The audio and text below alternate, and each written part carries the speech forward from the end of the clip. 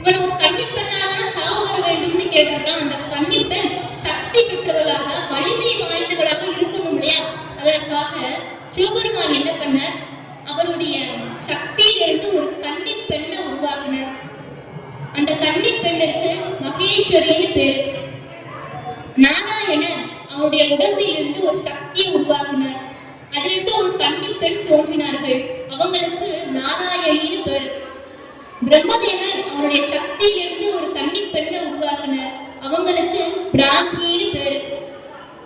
முருகப்பெருமான் அவருடைய சக்தியிலிருந்து ஒரு கன்னி பெண்ணை உருவாக்கினார்.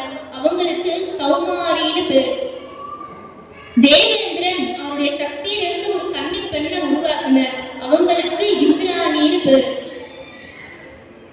மகாவிஷ்ணுடைய 10 அவதாரங்கள்ல ஒன்றா இருக்கக்கூடிய வராகமூர்த்தி அவருடைய சக்தியிலிருந்து ஒரு கன்னி பெண்ணை உருவாக்கினார். அவங்களுக்கு வராகின்னு பேரு.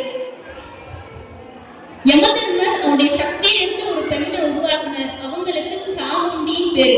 இந்த 7 பேரை தான் நம்ம இன்றைக்கு சப்த கண்ணீர்களாக வழிபட்டுக் கொண்டிருக்கிறோம். பிராமி, நாராயணி, மகேஸ்வரி, கௌமாரி, இந்திராணி, வாராகி, சாமுண்டி. இந்த 7 சக்திகளும் ஒரே சக்தியாக சேர்ந்தார்கள். நரசிம்மர் அவருடைய சக்தியிலிருந்து ஒரு பெண்ணை உருவாக்கினார். அவங்களுக்கு நரசிங்கின்னு பேரு. இப்படி எல்லா சக்திகளும் ஒட்டுமொத்த ரூபமாக பராசக்தியாக அவதாரம் பண்ணாங்க. அப்போ அந்த தாய் எப்படி இருக்கிறார்கள் அப்படின்னா, பேரொளி பிளம்பாக இருக்கிறார்கள், ஜோதி மயமாக இருக்கிறார்கள். வெண்மை ஒளி பொங்கக்கூடிய திருமுகத்தோடும் கருவி